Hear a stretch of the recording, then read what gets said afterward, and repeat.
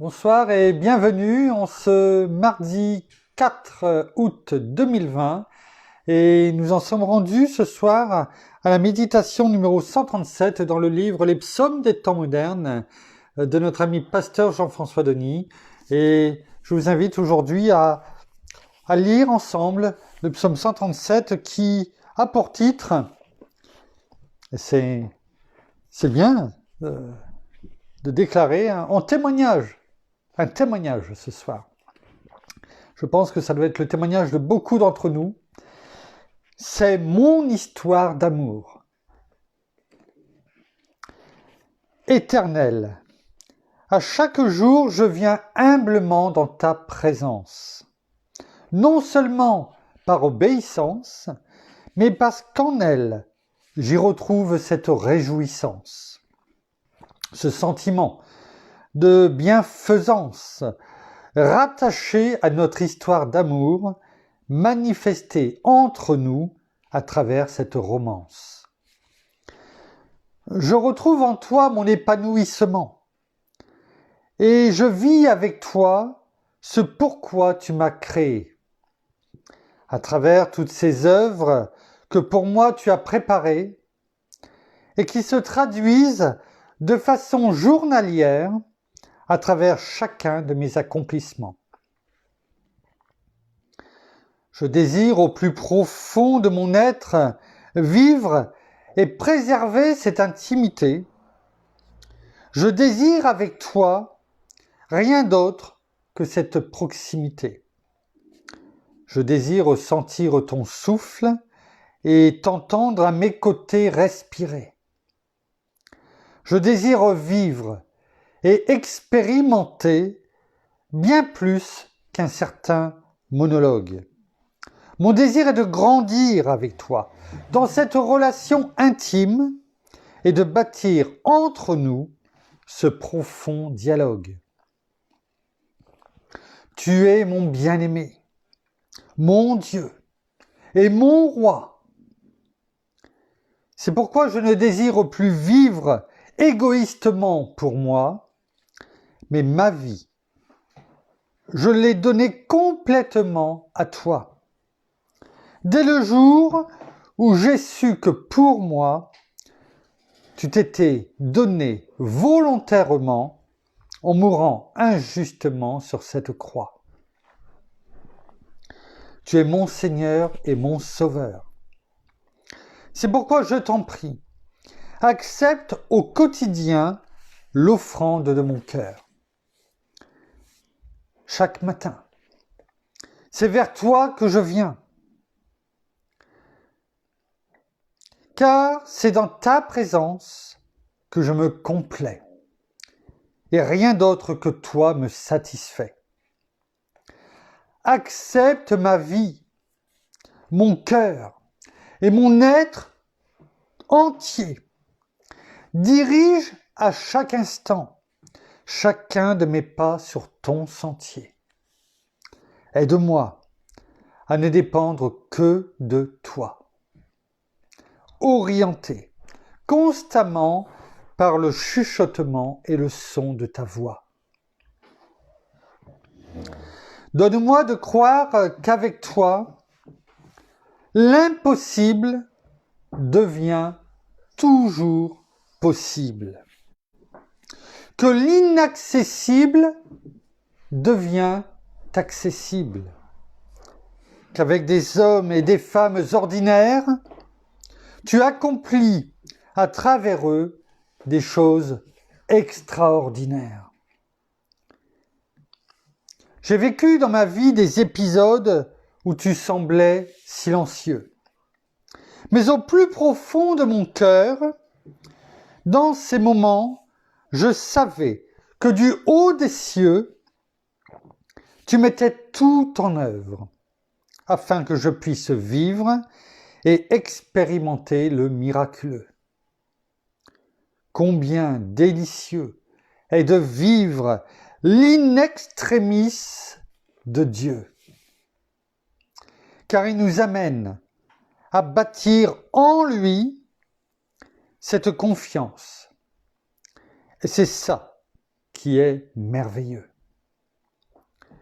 Jamais il ne laisse tomber ses enfants. Tel est à notre égard son engagement. Crois seulement, car je te confirme que ce qu'il dit et ce qu'il promet, il l'accomplit vraiment. Merci Père, merci Seigneur, merci bien-aimé Saint-Esprit. Merci pour ce psaume numéro 137 qui nous conduise à comprendre combien tu nous aimes et combien, pour toi, en ayant cette révélation de la croix, de ce que tu as fait pour nous, nous comprenions qu'avec toi, l'impossible est possible. Oui, merci Père, merci Seigneur, merci bien-aimé Saint-Esprit, une fois de plus, de nous enseigner ce soir la vérité, la voie à suivre dans le nom de Jésus et pour ta gloire, Père. Amen.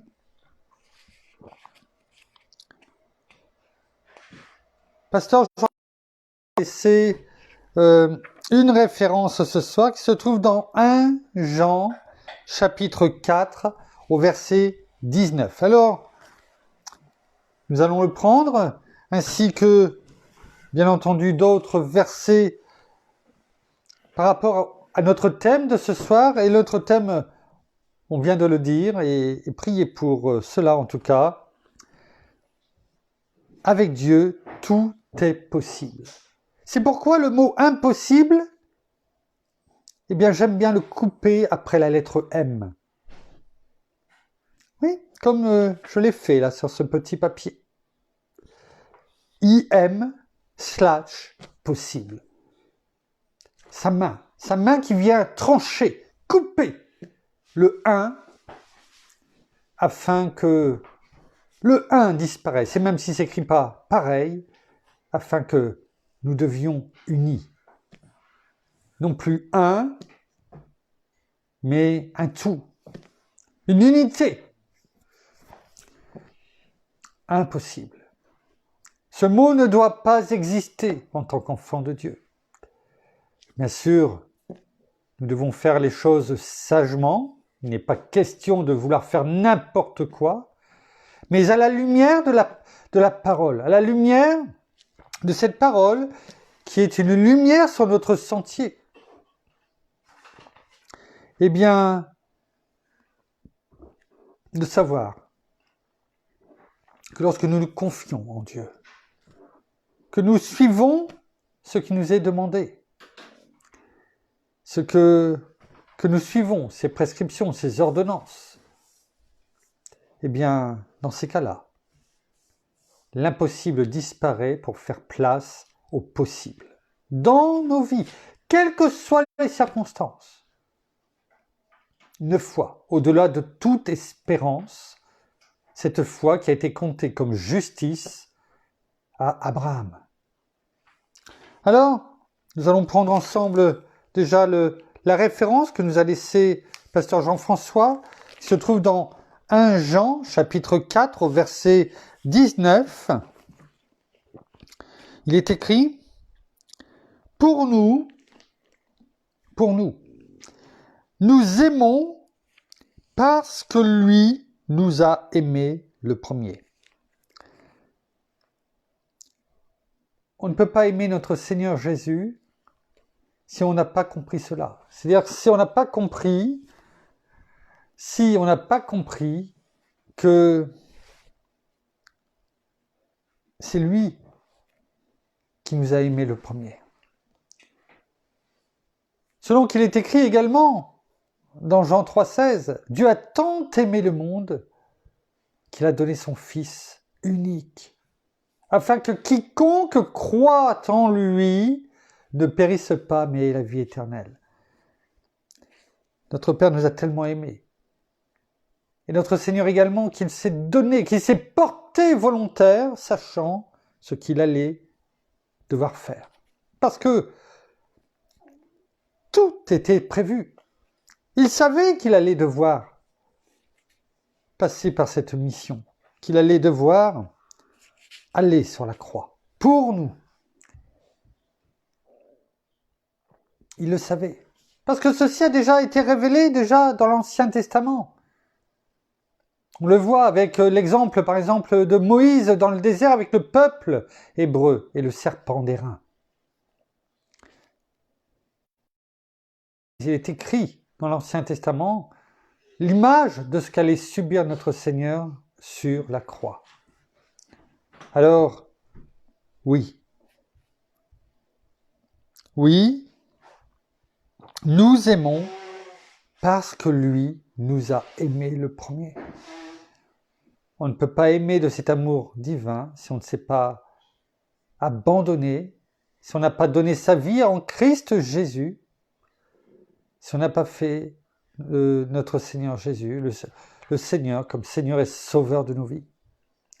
On aura cet amour humain qui, on le sait très bien, n'est pas un amour fidèle, forcément durable. On ne va pas revenir sur tout ce qui se passe, alors que ce soit en amitié, dans le mariage, dans... Aujourd'hui, nous ne sommes plus dans une génération durable. Oui, on veut mettre le verre à toutes les sauces. Le durable. Et c'est bien, je ne dis pas que c'est pas bien. Mais quelle hypocrisie. On veut mettre en avant la nature, le durable, le bien-être, etc. Alors que l'homme se détruit entre eux. L'être humain se détruit entre lui-même, personnellement et avec les autres. Il se déchire. Alors qu'on n'arrête pas de dire, il faut aujourd'hui qu'il y ait des choses durables, vertes.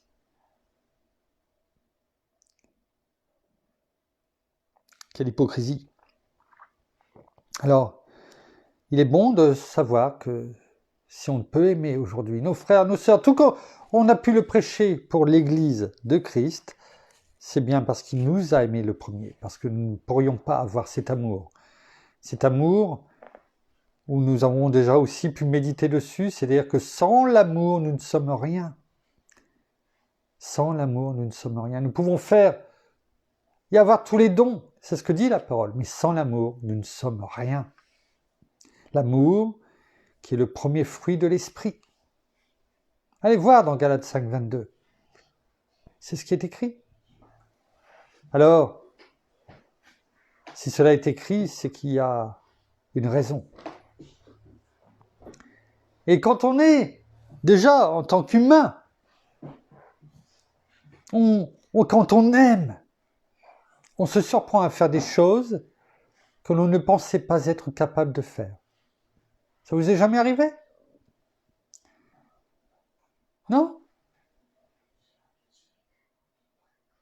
Je ne vais pas vous raconter de nouveau, il y a de nouveau comment j'ai rencontré mon épouse, mais oui, l'amour que l'on peut avoir ou éprouver pour quelqu'un, cet amour, ce vrai amour, pur, nous pousse à faire des choses que l'on ne pensait pas être capable de faire. Alors imaginez avec l'amour divin, l'amour de Christ, l'amour de notre Père et notre bien-aimé Saint-Esprit en nous, l'Esprit de Dieu. Tout est possible pour celui qui croit. Voyons ce qui est écrit dans Matthieu. Dans Matthieu, chapitre 19, premier évangile, Matthieu, chapitre 19, au verset 26. C'est notre Seigneur Jésus qui parle. Il parle lorsqu'il était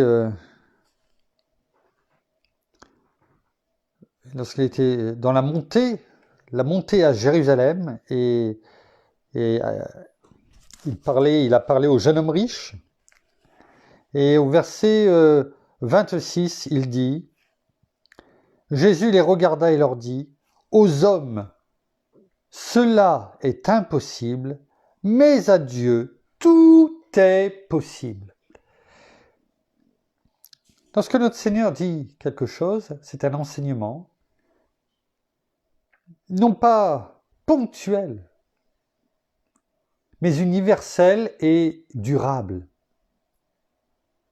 Oui, du présent continu, comme j'ai l'habitude de dire, qui, quelles que soient les époques, eh bien, est pour celui qui le lit. Oui, il y a des choses qui sont impossibles à l'être humain, mais la parole le dit, au travers de la bouche de notre Seigneur Jésus, et n'oublions pas que ce qu'il dit vient du Père. C'est ce qu'il dit. Tout ce que j'ai pu faire ou dire vient du Père. Et la parole nous dit, au travers de notre Seigneur Jésus lui-même, tout est possible à Dieu. Il ne dit pas dans certains domaines de notre vie, privé ou professionnel ou que spirituel. Non, tout est possible. Tout. Il suffit de venir, de demander, sans douter, comme l'apôtre Jacques nous le dit, ou à d'autres versets dans la parole, et de savoir que lorsque nous avons demandé quelque chose, qui est selon bien sûr la volonté de Dieu, on ne va pas demander n'importe quoi, on est bien d'accord, eh bien que nous l'avons reçu. Nous l'avons reçu. Et pas à pas, on rentre dans cette foi inébranlable. Inébranlable. Car c'est la parole que l'on met devant notre vie. La parole, on vit selon la parole. Je n'ai pas dit selon une secte, de façon sectaire, dans nos pensées. Non. Le Seigneur ne nous a jamais demandé de vivre ainsi. Il nous a simplement demandé de nous écarter des choses qui ne sont pas bonnes pour nous, qui risquent de nous barrer la route lorsqu'il reviendra, mais c'est toujours pour notre bien et pour le bien des autres qui nous entourent. Le monde veut nous faire croire l'inverse, mais c'est faux. C'est faux. Regardons ce qui est écrit dans Luc, chapitre 1, au verset 37. Et là encore, la parole nous dit « car rien n'est impossible à Dieu ». On a pu voir « car tout est possible à Dieu ». Et là, c'est dit d'une façon différente, mais qui veut dire la même chose, car rien n'est impossible à Dieu. C'est-à-dire que tout est possible si rien n'est impossible. C'est-à-dire que Dieu n'est pas limité. On ne peut pas le limiter. Oh, l'ennemi voudrait le limiter. Sans jeu de mots, il limite. Oui, il essaie toujours de copier ce qu'il fait, dans ce sens-là. Mais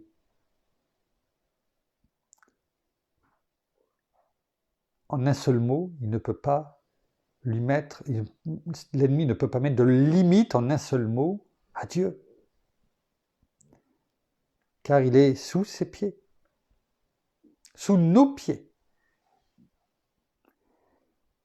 Il ne peut que limiter, mais pas le limiter.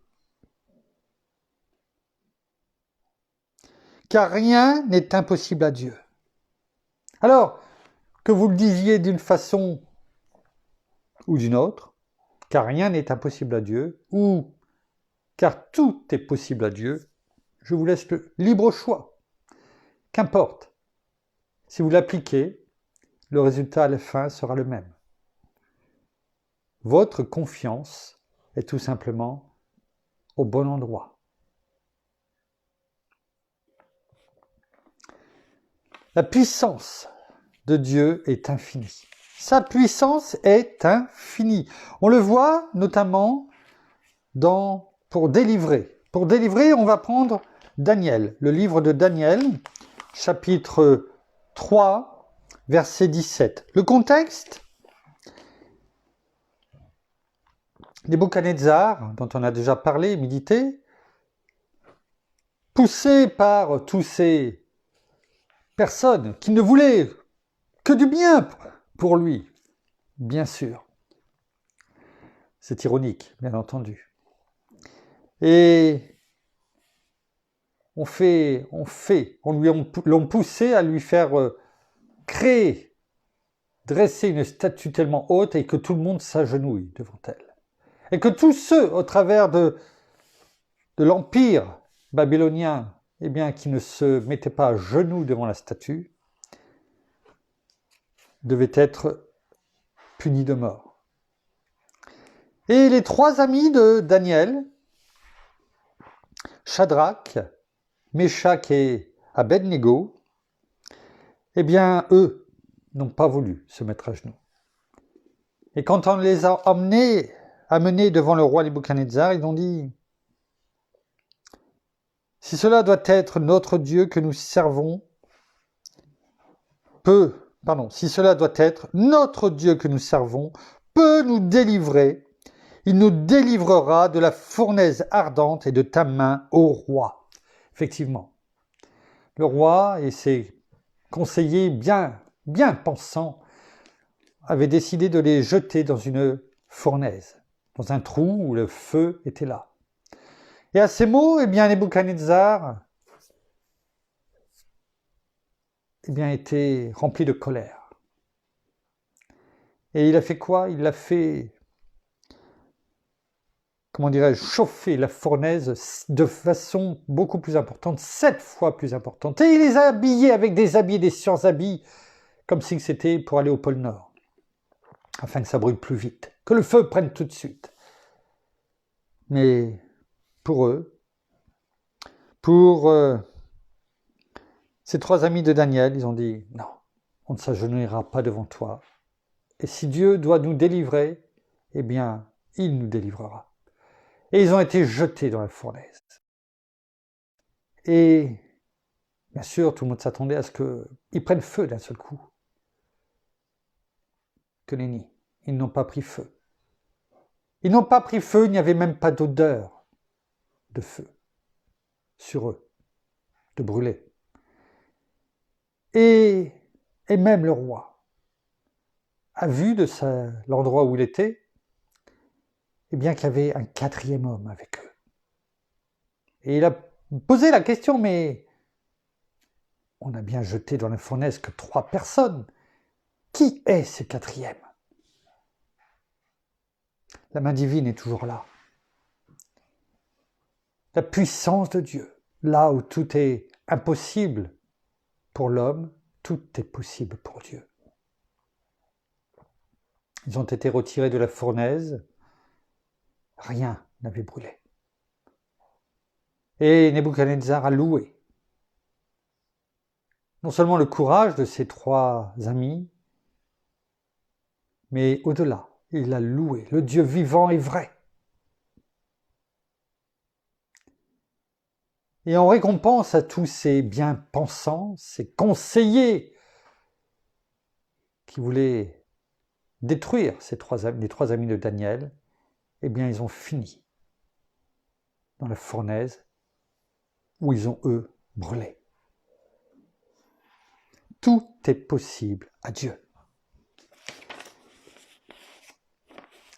Mais également, la puissance de Dieu est là pour susciter, il est écrit dans la parole, des enfants à partir de Pierre. Regardez ce qui est de Pierre, la pierre. Regardez ce qui est écrit dans Luc. Luc chapitre 3, verset 8. Luc chapitre 3, verset 8. Produisez donc des fruits dignes de la repentance. Et ne vous mettez pas à dire en vous-même, nous avons Abraham pour père, car je vous déclare que de ces pierres, Dieu peut susciter des enfants à Abraham. 2 choses à voir. Abraham qui aurait pu croire qu'à son âge et à l'âge de son épouse Sarah, c'était impossible d'avoir un enfant. Âgés comme ils étaient, de 100 ans et 99 ans, bien âgés en tout cas. Et Mais il a cru. Il a cru jusqu'au bout que ce que lui avait dit Dieu 25 ans auparavant, eh bien, s'accomplirait. Au point que la parole dit que Dieu peut faire venir des enfants, faire naître des enfants de ces pierres. Mais également, au travers de ce verset, il nous dit aussi de ne pas nous reposer sur nos lauriers. De ne pas dire on est béni jusqu'à la 1000e génération après Abraham. Reposons-nous, ne faisons rien de toute façon. On croit en Dieu, on croit en notre Seigneur, à l'œuvre de la croix.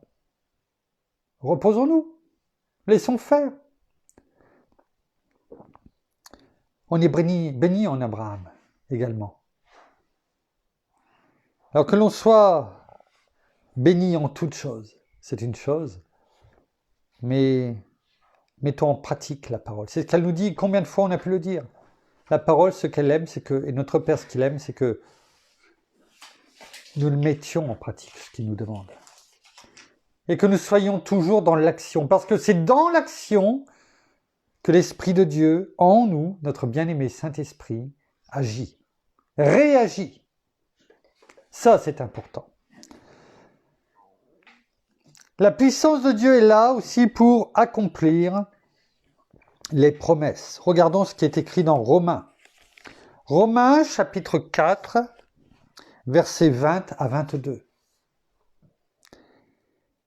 Et on parlait d'Abraham et on va y revenir. Mais face à la promesse de Dieu, il ne douta point. Et là, on parle bien sûr d'Abraham. Par incrédulité, mais fortifié par la foi, il donna gloire à Dieu. Humainement, je ne comprends pas comment ça peut se faire. Comment cela peut être possible? Mais Père, par la foi, parce que tu m'as dit, parce que tu m'as montré dans la parole, parce que tu m'as peut-être montré, parlé, je crois qu'en toi, tout est possible. Là où moi, mes yeux, ne voient que l'impossible, eh bien toi, tu me montres que tout est possible. C'est ce que nous dit la parole pour Abraham. Il ne douta point par incrédulité, mais fortifié par la foi. Il ne douta point par incrédulité, c'est-à-dire qu'il a cru. Comment? Mais fortifié par la foi. Cette foi divine, pas la foi humaine, hein, qui, bien souvent, la foi humaine ne dure qu'une fois ou quelques fois. Vous savez, comme dans les « Il était une fois ». Non, la foi de Dieu, c'est « Il était une fois » chaque jour, jusqu'à la fin. Elle se renouvelle chaque jour. On a l'impression qu'on relit la même histoire, parce qu'elle ne se termine jamais. Et elle n'est pas entre nous comme la belle au bois dormant, en train de dormir. La parole est vivante, parce que Christ est vivant, notre Seigneur.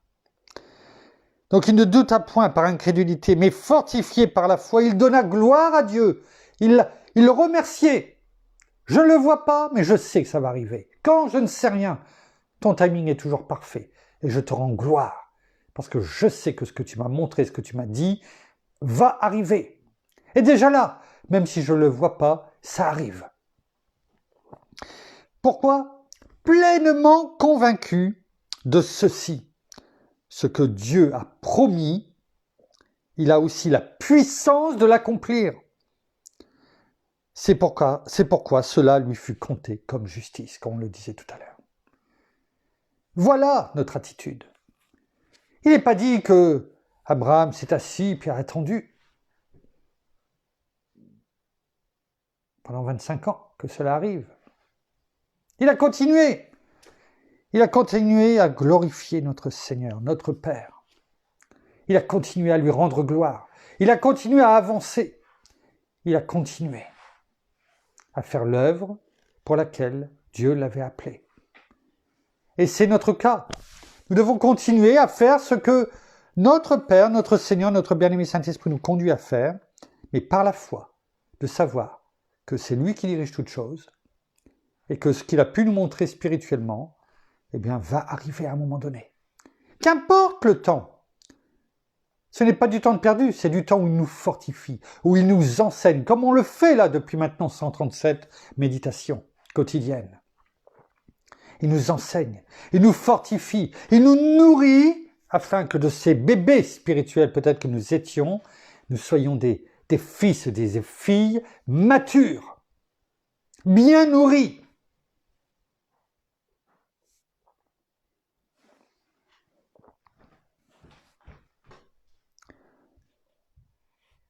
La puissance de Dieu pour faire abonder la grâce. On le voit dans 2 Corinthiens. 2 Corinthiens chapitre 9 verset 8. Et Dieu a le pouvoir de vous combler de toutes sortes de grâces, afin que, possédant toujours à tous égards de quoi satisfaire à tous vos besoins, il prend soin de nous dans tous les domaines de nos vies, pour que nous puissions à tout satisfaire à tous nos besoins. Mais ça ne s'arrête pas là. Vous ayez encore en abondance, pas un peu, tout petit peu pour donner au cas où s'il y a quelqu'un qui passe, non, toujours en abondance pour toute œuvre bonne. Voilà notre Père. Voilà sa puissance, la puissance de Dieu dans le nom de Jésus. Non seulement que nous ayons toutes choses pour satisfaire nos besoins, mais que nous en ayons encore en abondance. Pas un peu, pas moyennement, en abondance. Pour toute œuvre bonne. Gloire à toi, Père. Gloire à toi, dans le nom de Jésus. La puissance de Dieu. Pour s'assujettir toutes choses. Pour faire infiniment au-delà de ce que nous demandons. On le voit dans Éphésiens, chapitre 3, verset 20. Pour faire au-delà, infiniment au-delà de tout ce que nous demandons. Regardons ce qui est écrit au verset 20 d'Éphésiens, chapitre 3.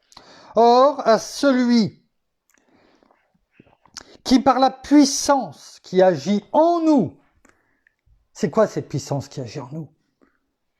C'est l'Esprit de Dieu, notre bien-aimé Saint-Esprit, qui dirige toutes choses, qui accomplit toutes choses, qui nous enseigne dans le nom de Jésus. Or à celui qui par la puissance qui agit en nous peut faire infiniment au-delà de tout ce que nous demandons ou pensons. Tout ce que nous pouvons demander, tout ce que nous pouvons penser. C'est qu'une partie infiniment décimale, excusez-moi, le mot je n'arrive pas à le dire,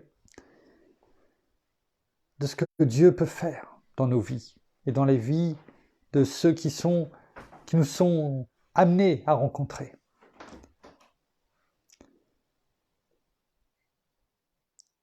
Lui qui a tout créé, l'univers, qui a tout l'horloger parfait. Nous sommes, on pourrait dire, l'infiniment petit. On a médité sur ça, sur l'infiniment petit, l'infiniment grand. Nous sommes en quelque sorte l'infiniment petit dans ce que nous pouvons demander et penser. Et il est l'infiniment grand. Vous avez vu le delta entre les deux? L'infiniment petit, c'est nous, quand on demande quelque chose, ou quand on pense quelque chose. Et l'infiniment grand, c'est notre Père, le Tout-Puissant. Voilà la différence de ce qu'il peut faire quand nous demandons quelque chose, nous pensons. On comprend mieux avec cette image. Et je renvoie sur cette méditation où je vous avais mis en plus des liens pour aller voir l'infiniment grand et l'infiniment petit en vidéo. Et vous comprendrez mieux la grandeur de Dieu, sa toute-puissance et ce qu'il peut faire au-delà de ce que nous demandons ou pensons. 2 derniers points. sa toute-puissance, pour s'assujettir toutes choses. Dans Philippiens, chapitre 3, verset 21,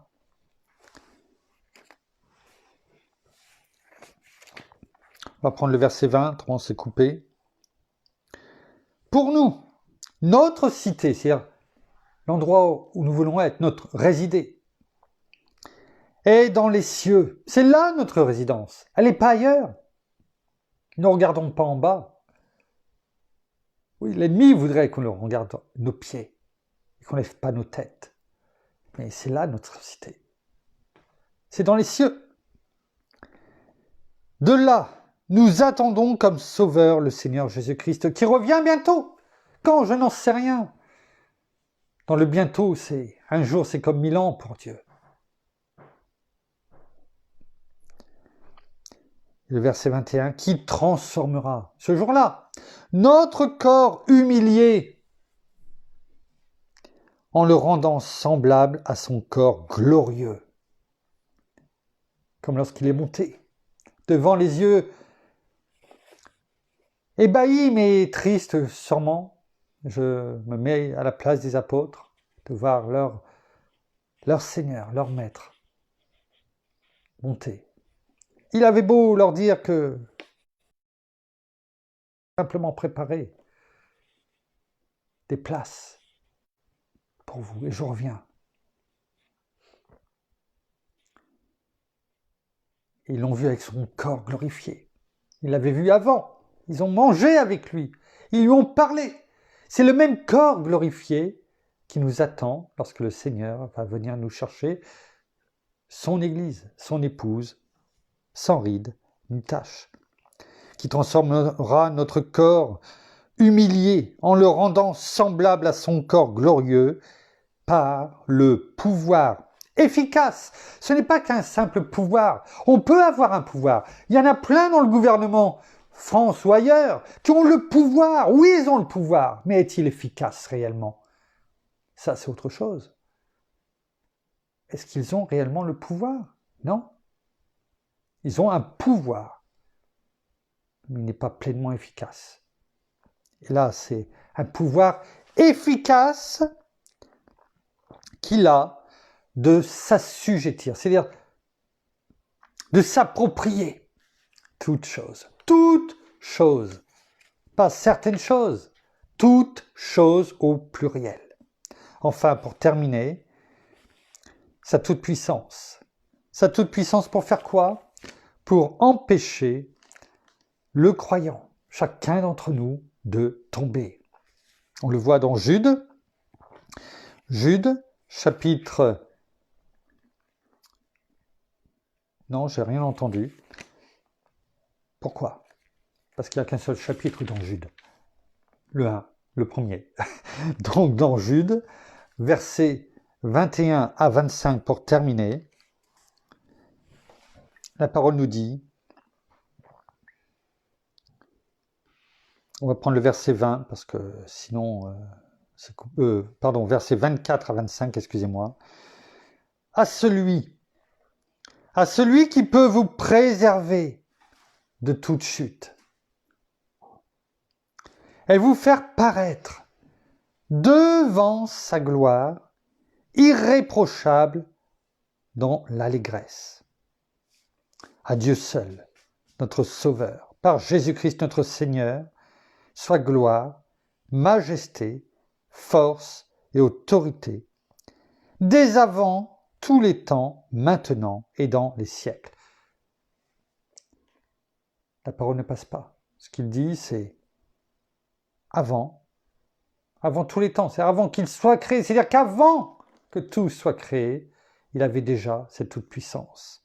Maintenant, c'est-à-dire que pendant toute cette période qui s'est passée, où chacun a pu lire et dire « maintenant c'est pour moi », et tous ceux qui liront dans les siècles, jusqu'à ce que notre Seigneur reviendra, la parole ne passe pas. Marc 13, 31 notamment, « La terre et les cieux passeront, mais ma parole ne passera pas. » Donc à celui qui peut vous préserver de toute chute, juste une chose qui m'a sauté aux yeux en lisant, et en vous lisant ce verset. Ce qui est intéressant, c'est que la parole met à celui qui peut vous préserver de toute chute au singulier, et non pas au pluriel, ce qui est assez rare, parce que la plupart du temps, tout est mis au pluriel. Pourquoi? Pourquoi est-ce mis au singulier?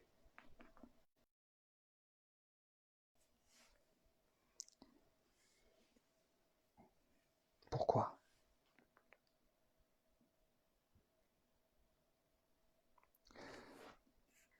On peut voir la chute dans sa globalité. On ne met pas au pluriel parce que, tout simplement, notre Père nous garde. À partir du moment où nous gardons, comme le Seigneur nous l'a dit, la parole, dans Jean, chapitre 14, celui qui m'aime, c'est celui qui garde ma parole, mes commandements. Moi aussi. Oui. La parole le dit, celui qui fait cela, eh bien c'est celui qui m'aime. Et celui qui m'aime sera aimé de mon Père, et moi aussi je l'aimerai, ce que nous dit notre Seigneur Jésus. Et je me manifesterai à lui. Et 2 versets plus loin, la parole nous dit que, que mon Père l'aimera, moi aussi, mais nous viendrons habiter, faire notre demeure chez lui.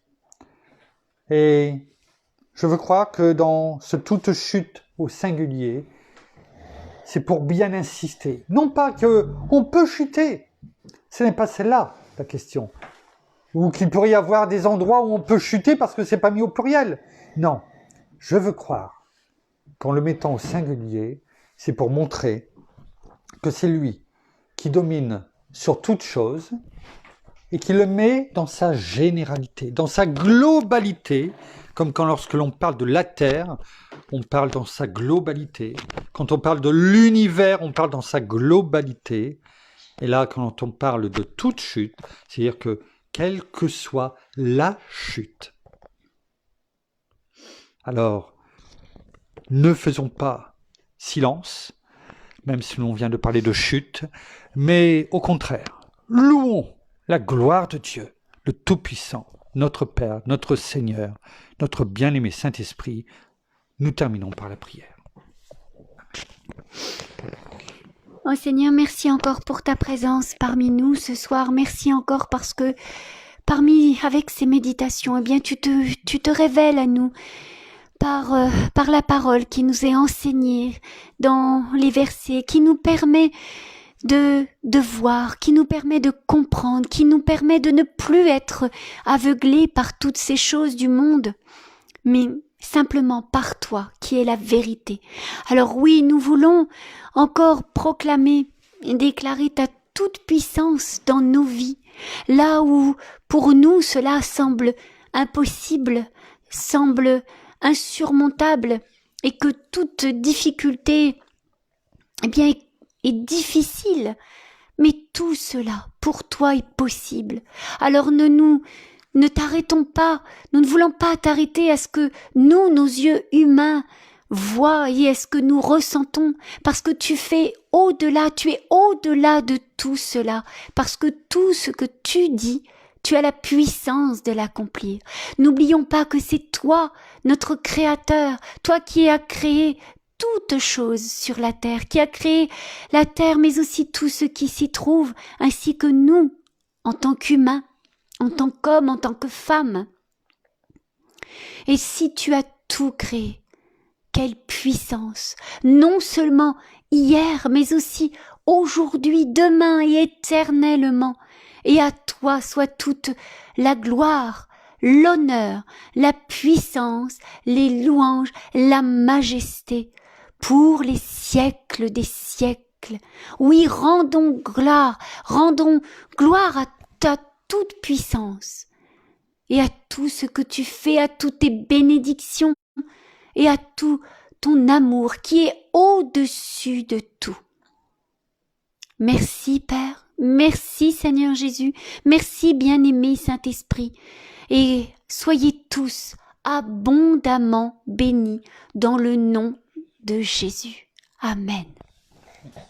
Merci. Voilà, ainsi s'achève la méditation de ce soir. Comme mon épouse a dit, eh bien, nous vous bénissons abondamment de toutes les bénédictions spirituelles dans les lieux célestes en Christ. Comme chaque soir, nous saluons nos amis au Canada et au Québec qui ont 6 heures de moins, donc eh bien ils sont dans leur après-midi et nous les aimons, les portons dans notre cœur, nous prions aussi pour eux parce que je sais que Pasteur Jean-François, j'ai pu l'avoir un petit peu en message hier, eh bien avec Nantes, s'attendent avec impatience un petit peu de repos pour la fin du mois d'août. Prions pour eux aussi parce que, eh bien, voilà, depuis le début de tout ce qui s'est passé depuis quelques mois, eh bien, ils sont par monts et vaux, comme on dit, ils courent à droite, à gauche pour, voilà, nous faire à chacun d'entre nous dans la francophonie, eh bien et même au-delà, eh bien, vraiment diffuser la vérité de ce qui se passe sur le terrain, politiquement, de tout ce qui se trame également. Donc ils vont chercher, ils donnent la parole à toutes et à chacun. Hein. Mais je sais, comme il me l'a dit hier, eh bien que la main divine est sur eux et que de nombreuses personnes, une multitude, il me disait encore hier qu'il n'y avait pas assez aujourd'hui de temps pratiquement, tellement il recevait de mails, de messages, de personnes qui ne connaissaient pas notre Seigneur, qui sont dans des milieux ésotériques, comme il me disait, c'est le mot qu'il a employé, et qui recherchent la lumière. Alors gloire à Dieu, que toutes ces âmes soient attirées, délivrées. Le Seigneur est le sauveur de leur vie. Alors, prions aussi pour eux, pas que pour eux, certes, mais prions aussi pour eux afin qu'ils soient, voilà, fortifiés.